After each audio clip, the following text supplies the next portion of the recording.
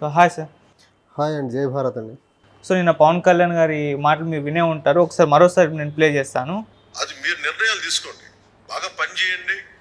అసలు ఓట్లు కొనలేని పరిస్థితికి ఉంటే సంతోషం. అది నేను నాయకులందరికీ మనం ఒకసారి చెప్పాను,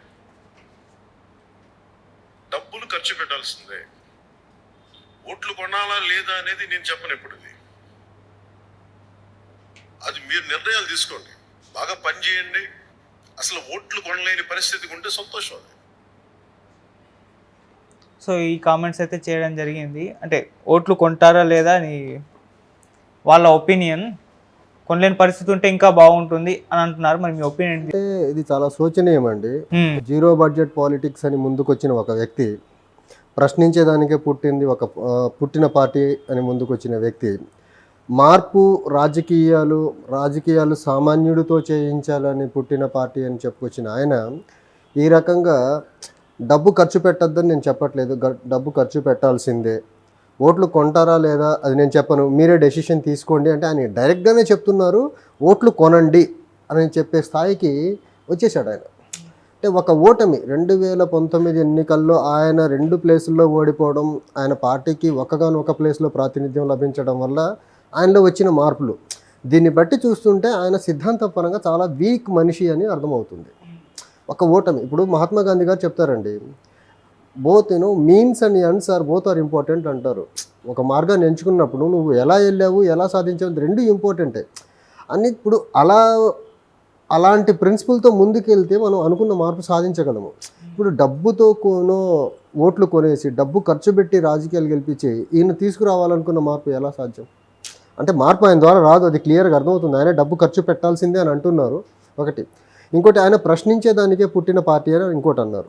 ప్రశ్నించేదానికని పుట్టిన పార్టీ అని చెప్పిన అతను 10 సంవత్సరాలుగా బీజేపీ ఆంధ్రప్రదేశ్కి తీరని ద్రోహం చేస్తున్న పార్టీతో మళ్ళీ పొత్తెందుకు పెట్టుకున్నట్టు ఆయన? ఒక 5 సంవత్సరాల్లో రాష్ట్రాన్ని 2014 నుంచి 19 మధ్యలో ఆంధ్రప్రదేశ్కి అభివృద్ధి పరంగా రకరకాల యూటర్న్స్ తీసుకొని ద్రోహం చేసిన టీడీపీతో మళ్ళీ పొత్తు పెట్టుకున్నాడు ఆయన. ప్రశ్నించింది ఎక్కడ ఆయన? ప్రశ్నిస్తే మళ్ళీ ఒక మోసం చేసిన పార్టీలతోనే మళ్ళీ 2014-19 మధ్యన మోసం చేసిన పార్టీలో మళ్ళీ ఒక కూటమిగా ముందుకు రాబోతున్నాయి. అదొకటి. రెండోది, ఆయన రిపీటెడ్గా చెప్పేది నేను చావనైనా చేస్తాను కానీ వెన్ను చూపను అంటారు. ఒక్క ఓటమి ఆయన్ని ఏ స్థాయికి దిగజార్చిందంటే, ఆయన మాటలో అనేది ఏంటంటే, నేను బీజేపీ, టీడీపీ, జనసేన కలిసి పోటీ చేసానికి కేంద్ర నాయకత్వాన్ని ఒప్పించేదానికి రకరకాలుగా అవమానాలు పడ్డాను నేను ఢిల్లీలో అంటున్నారు ఆయన. అసలు ఆత్మగౌరవం ఉన్న మనిషే అయితే అవమానాలు పడతా పొత్తును ముందుకు తీసుకెళ్లాల్సిన అవసరం ఏముంది? అసలు మీ ఆత్మగౌరవాన్ని లేకపోతే ఆంధ్రప్రదేశ్ రాజకీయాల యొక్క అస్తిత్వాన్ని మొత్తం మీరు ఢిల్లీలో బీజేపీ దగ్గర తాకట్టు పెట్టేశారా తీసుకెళ్ళి? అంత అవమానాలు పడి పొత్తు పెట్టుకోవాల్సిన ఆవశ్యకత మీకు ఎందుకు వచ్చింది అసలు? అది ఆయన తెలుగు ప్రజలకి తెలియపరచాలి అసలు ఒకటి. రెండోది, ఇప్పుడు బీజేపీని, టీడీపీని ఆయన 2019 వరకు 19 ఎన్నికల టైంలో రకరకాలుగా మీరు ఈ అవినీతి చేశారు, ప్రత్యేక హోదా విషయంలో బీజేపీ చేస్తున్న దాన్ని పాచిపోయిన లడ్డూలతో పోల్చారు, దానికంటే మా బందర్ లడ్డూలు బాగుంటాయి అన్నారు. ఇప్పుడు అంతకంటే బెటర్ లడ్లు, ఆ పాచిపోయిన లడ్లు వాష్ చేసి మళ్ళీ ఇస్తున్నారా? ఆంధ్రప్రదేశ్కి ఇవ్వాల్సినవి అన్నీ ఇచ్చేశారా? ఏ బేసిస్ మీద పొట్టు పెట్టుకున్నారో ఒకటి చెప్పాలి వీళ్ళు. ఇంకోటి, ఇప్పుడు ఈ డబ్బు పాలిటిక్స్ గురించి ఆయన మాట్లాడిన క్రమంలో మనం చూడాల్సింది ఒకటి ఏంటంటే, ఇప్పుడు రీసెంట్గా ఎలక్షన్ కమిషన్ ఆఫ్ ఇండియా కూడా ఎలక్టోరల్ బాండ్స్ని స్ట్రైక్ డౌన్ చేసేసింది. ఆ ఎలక్టోరల్ బాండ్స్ అనేది ఎలా ఉందంటే, it's completely quid pro quo mechanism between the governments in the power, the parties in the power and మన కార్పొరేట్స్. సో దీన్ని బ్రేక్ డౌన్ చేసేదానికి సుప్రీంకోర్టు ఒక మెకానిజంతో దాన్ని ఒక రూలింగ్తో వచ్చి దాన్ని స్ట్రైక్ డౌన్ చేసింది. ఈ పార్టీలు ఈ క్విడ్ ప్రోకో ద్వారా తీసుకున్న డబ్బులతో పెద్ద పెద్ద మీటింగ్స్ పెడుతున్నారు. ఆ పెద్ద పెద్ద మీటింగ్స్ పెట్టడం వల్ల మాలాంటి చిన్న పార్టీలకి లెవెల్ ప్లేయింగ్ ఫీల్డ్ ఎక్కడ దొరుకుతుంది అసలు?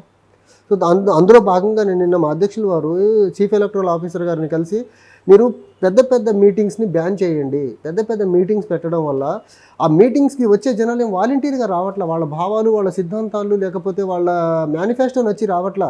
వీళ్ళు ప్రలోభాలు, మందు, మద్యము, తర్వాత కుల మతాలు అన్ని ప్రలోభాలు వాడేసి వాళ్ళని జనాలు అక్కడ దాకా తీసుకొస్తున్నారు. ఈ ప్రాసెస్లో వాళ్ళు మొత్తం డబ్బునే వాడుతున్నారు ఈ ప్రక్రియ మొత్తంలో.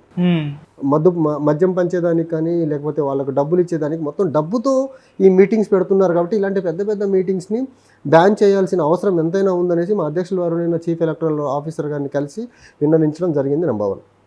ఇంకోటి, వీళ్ళు పోనీ మేనిఫెస్టో రెడీ చేసుకొని ప్రజలకు ఆ ప్రాసెస్లో మేనిఫెస్టో గురించి, సిద్ధాంతాల గురించి, రాష్ట్రానికి చేయబోయే అభివృద్ధి గురించి చెప్తున్నారంటే అది లేదు.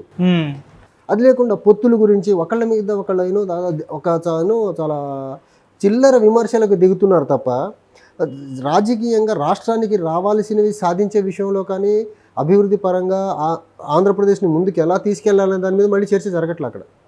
సో ఈ ప్రాసెస్ మొత్తంలో వీళ్ళు డబ్బుతోనే ఒక రాజకీయం చేయాలని ఇప్పుడు వరకున్న ఎస్టాబ్లిష్డ్ పార్టీస్ చేస్తున్న దాంట్లో భాగంగానే ఇప్పుడు జనసేన అధ్యక్షులు పవన్ కళ్యాణ్ గారు కూడా ఆ ప్రాసెస్లోకి దిగజారిపోయారనమాట. ఇది చాలా శోచనీయం అండి. కానీ ఇది ఒక కామన్ థింగ్గా చెప్పుకోవచ్చు. అంటే ప్రతి పార్టీ, ఇండియాలో ఉన్న ప్రతి పార్టీ నాయకులు కూడా వాళ్ళ సొంత డబ్బు ఖర్చు పెడుతున్నారు కదా. ప్రజాస్వామ్యంలో వీళ్ళు ప్రజాస్వామ్య విలువలకు తిలోదకాలు ఇచ్చి, ప్రజాస్వామ్య విలువలను దిగజార్చి ఈ రకంగా చేస్తున్నారని కదా ఆయన వచ్చిన అలాంటి మనిషి మళ్ళీ అదే డబ్బు రాజకీయాల్లోకి దిగుతున్నాడు. డబ్బులు మీరు ఖర్చు పెట్టాల్సిందే అని ఆయన బాహటంగా అంటున్నారు. ఓట్లు కొంటారా లేదా మీ ఇష్టం, అది మీకే వదిలేస్తున్నానంటే ఆయన డైరెక్ట్గా ఏం చెప్తున్నారు, ఓట్లు కొనండి అంటున్నాడు. అది ప్రజాస్వామ్యపరంగా ఈయన ప్రజాస్వామ్యంలో ప్రజాస్వామ్య విలువలకు విరుద్ధంగా జరిగే ప్రాసెస్ కదా ఓట్లు కొనటం అనేది. ఇప్పుడు ఒక ఎగ్జాంపుల్ చెప్తానండి. ఆయన 2019లో ఆయన పోటీ చేశారు, 2 ప్లేసుల్లో ఓడిపోయారు. మా అధ్యక్షుల వారు కూడా అదే పార్టీ నుంచి అప్పుడు పోటీ చేశారు. నేను జస్ట్ కంపేరింగ్ ద థింగ్స్ అనమాట. ఓడిపోయిన మా అధ్యక్షులు వారు వేరే వేరే పార్టీలను, ఆ పార్టీ నుంచి అక్కడ మనకు ఐడియాలజికల్గా సెట్ అవ్వట్లేదని బయటకు వచ్చిన తర్వాత ఆయన ట్రస్ట్ పరంగా, ఎన్జిఓ ఫౌండేషన్ పరంగా చేయాల్సిన పనులన్నీ చేసుకుంటూ ప్రజల్లో ఉండి, ప్రజల నుంచి వచ్చిన అభ్యర్థన మేరకు పార్టీ పెట్టి, ఈ రోజుకి మా సిద్ధాంతం ఏంటి, మేము డబ్బు పెట్టి ఓటు కొనము, మద్యానికి ప్రలోభాలు చేసి మేము ఓట్లు కొనము, కుల మతాలను వాడి ఓటర్లని ప్రలోభాలు చేయమని సిద్ధాంతంతో ఈరోజు కట్టుబడి పార్టీ పెట్టి మేము ముందుకెళ్తున్నాం. అదే జనసేన అధ్యక్షులు పవన్ కళ్యాణ్ గారు ఒక్క ఓటమి ఆయన ఎక్కడ దాకా తీసుకొచ్చిందంటే, మతాన్ని అడ్డం పెట్టుకొని రాజకీయాలు చేసే బీజేపీతో పొత్తు పెట్టుకునేలా చేసింది. ఒక కులతత్వంతో నిండిపోయి రాజకీయాలు చేసే టీడీపీతో పొత్తు పెట్టుకునే స్టేజ్కి దిగజార్చింది. ఈ రెండు కాగా ఏ ప్రజాస్వామ్యానికి విరుద్ధంగా ఓట్లు కొనేదానికి కూడా ఆయన పూనుకొని ఉన్నారు ఇప్పుడు. అంటే జస్ట్ ఒక ఇద్దరు లీడర్స్ మధ్య ఉన్న వ్యత్యాసం చెప్తున్నా. ఒక వ్యక్తి ప్రజాస్వామ్యాన్ని ఈ కుళ్ళిపోయిన రాజకీయ వ్యవస్థను ప్రక్షాళన చేయాలనుకున్న వ్యక్తి ఎన్ని రకాల పార్టీల నుంచి జాయిన్ అవ్వండి అని ఆఫర్స్ ఉన్నా జాయిన్ అవ్వకుండా, అక్కడ ఈ ప్రజాస్వామ్య విలువల పరంగా మనం ముందుకెళ్లే పరిస్థితి లేదని జాయిన్ అవ్వకుండా కొత్త పార్టీ పెట్టి అదే పందాలో ప్రయత్నిస్తున్నారు. ఈయన ఒక్క ఓటమికి, ఇప్పుడు ఆయన పార్టీ సిద్ధాంతాల్లో ఉంటాయి మత ప్రస్తావన లేని రాజకీయాలు, కులాన్ని కలిపేవి రాజకీయ విధానం అనేది. మతం ప్రస్తావన లేకుండా రాజకీయాలు చేసే బీజేపీతో కలిసిపోయారు, కులతత్వంతో నిండిన టీడీపీతో కలిసిపోయారు. ఈ రకంగా ఆయన పార్టీ ప్రిన్సిపల్స్కి అగేనెస్ట్గా ఆయనే వెళ్తున్నారు ఇప్పుడు.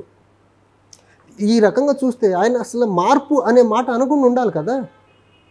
వేరే వాళ్ళు చేసేలా ఉంటే మీరు ఆ పార్టీలో కలిసిపోండి. ఎందుకు ఇంకా మీరు సపరేట్గా చెప్పడం, నేను ప్రశ్నిస్తాను, డబ్బు లేని జీరో బడ్జెట్ పాలిటిక్స్ అని కిర్రు చెప్పులు వేసుకున్న వాళ్ళతో రాజకీయాలు, ఈ మాటలన్నీ ఎందుకండి?